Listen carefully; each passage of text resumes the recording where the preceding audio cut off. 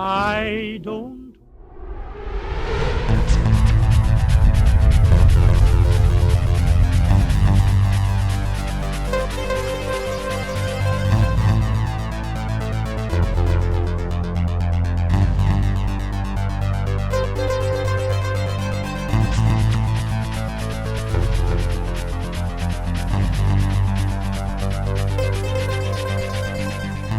Good evening, boys and girls. I thought I'd follow up the Amiga 1000 video with a little introduction to the A500 and a few tips on buying one and what the problems are. As you can see, I'm still playing about with backgrounds with some blue screen. Haven't quite got the hang of it. You can see a little bit of discoloration there, but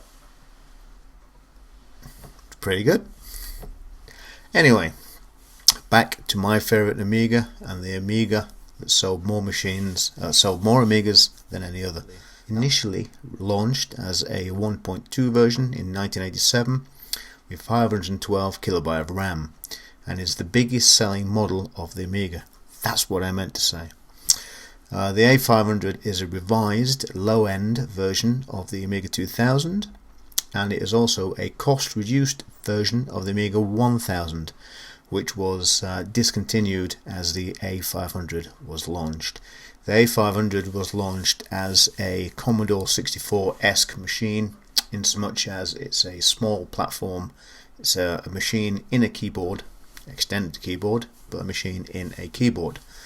It came with 512 kilobytes of RAM, up from 256 that 1000 had.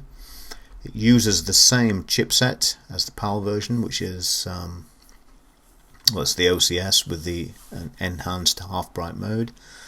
The 1.2 came with 512k of RAM. The ROMs were changed throughout the 500's history. The initial, I think Rev 3 was the initial version of the 500 that we saw. I think mine was a Rev 3, might have been a Rev 5. It had the ROMs that became available from Commodore. It had 1.2 and 1.3, eventually the 2, and the sort of later upgrade to 3.1 if you wished. Like I say, it came with 512k of RAM, and added to this you could pop in another 512 in the trapdoor, which would give it 1 megabyte. Now on the other versions it would give you, what would it give you? It would give you 512k of RAM.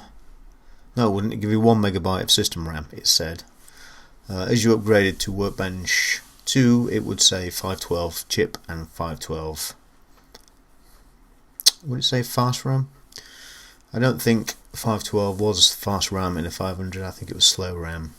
But anyway, regardless. This is trapdoor RAM I'm talking about. You pop the cover off the underside of the keyboard, pop your RAM in, put the cover back on. Most of the most of the RAM packs came with a battery.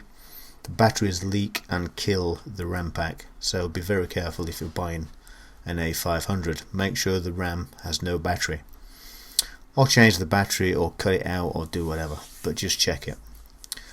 The custom chips changed a little bit on the A500. We have the Fat Angus, which is the RAM and DMA controller. We have Denise, or the Super Denise, which is the OCS and the ECS controller. Paula for audio, and Gary for system address. The trapdoor, as I said, is a RAM expansion only. There are a couple of little additions to this as the years went by. You could actually get a PC card that popped in there. I do have one, but that's a video for another day. The 86-pin side connector, or Zorro connector, or Zorro 1 if you like, was used for hard disks, accelerators, fast RAM, various things, scanners, all kinds of things plugged into it. Like I say, revision 3 was the first Amiga 500 that came about, or the first one that made it to release anyway. It has 512 kilobytes of RAM on board, and that was 16 individual chips, and it came with Kickstart 1.2. Quite often it had a red LED, and also had the embossed Commodore logo, which is what mine was. I do have one now actually. The Rev 5 was a slight upgrade. The Fat Angus was changed, it's another revision up. It's an 8370 for NTSC or an 8371 for PAL. Not that that's terribly important. The revision 6, now we have the Fat Angus 8372A, which is part of the ECS pack and supports 1 megabyte of chip RAM for the first time on a 500. The Angus is also rotated on the motherboard. It's 90 degrees from where it was. The 512k of RAM is now reduced down to 4 chips, so it's a cost reduction. The empty sockets, well, the empty places, I'm not sure if it was socketed or not, but the empty places, the empty pads, could be populated to give you 1 megabyte of chip RAM. That often had Kickstart 1.3. Revision 7 was never released. Revision 8 was the A500 Plus, more or less. This has the Kickstart 2.04, the ECS chipset, the Fat Angus 8375, has the Super Denise, has 512 chip RAM on board, but it doesn't have the battery on it or the clock circuitry. Now this was released as an A500. The 500 Plus was also a revision 8, but that had the battery and the clock circuitry fitted and came with 1 megabyte chip. That's what my pal bought in October 91, and subsequently couldn't play half of my games, my disc pack that I lent him. Don't remember what they were now, but he had issues playing them. The A500 was discontinued in 1991, replaced by the A500 Plus. I think it was October, more or less. Some A500 Pluses were shipped as 500 because Commodore ran out of stock running up to Christmas. What else? The colour composite was cut from the A500. The startup jingle that the A1000 had was also removed.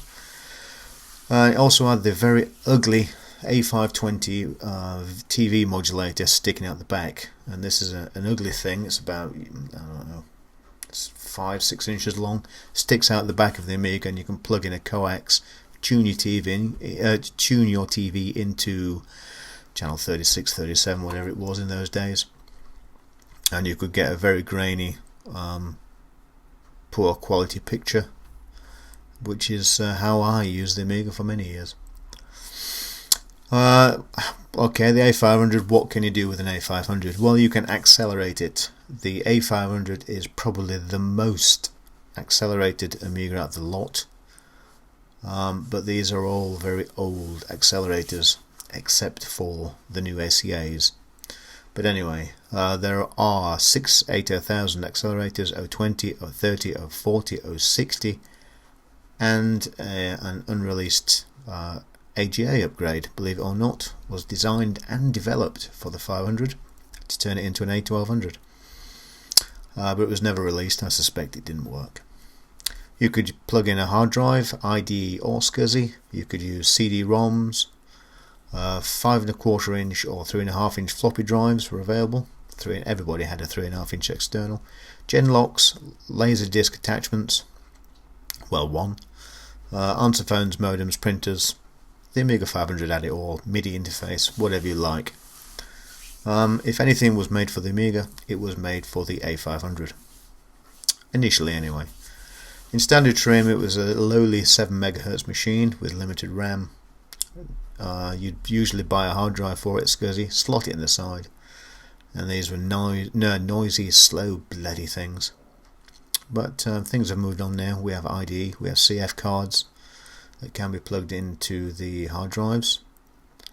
The SCSI hard drives are more difficult, but there are SCSI to SD adapters now, so that's not all bad. The best thing to do with an Amiga 500 is probably plug in an ACA 500, in my opinion. People will disagree, I'm sure, but it gives the Amiga a CF storage and also FAT32 CF storage, so you can unplug the card, stick it into your PC, copy files over, stick it back in the Amiga, turn it on, and you've got access to a FAT32 drive. The new ASA 500 is faster, has more RAM on it, and a few more features.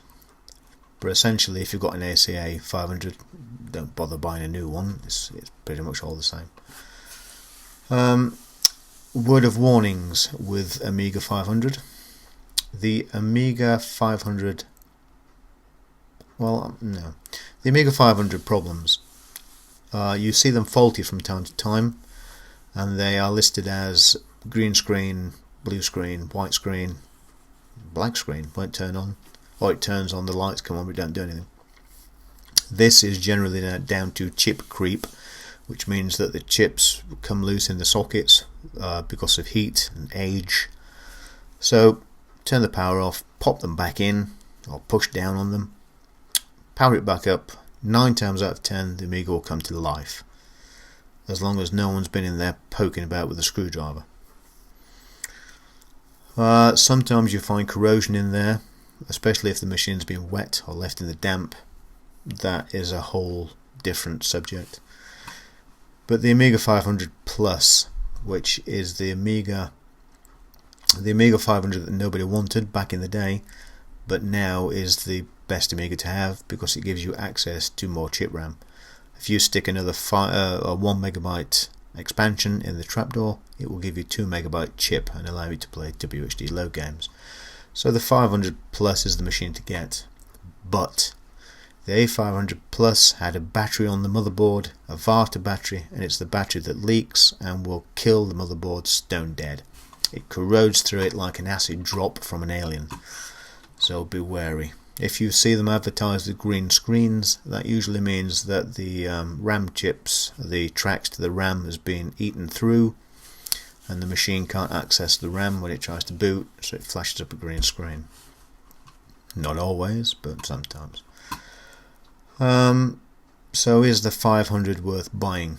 To me, yes it is. It's my favourite Amiga. It's the one that my mum bought me in 1988, or my mum and brother bought me. My favourite is, to me, an A500 is an Amiga. That is what they are.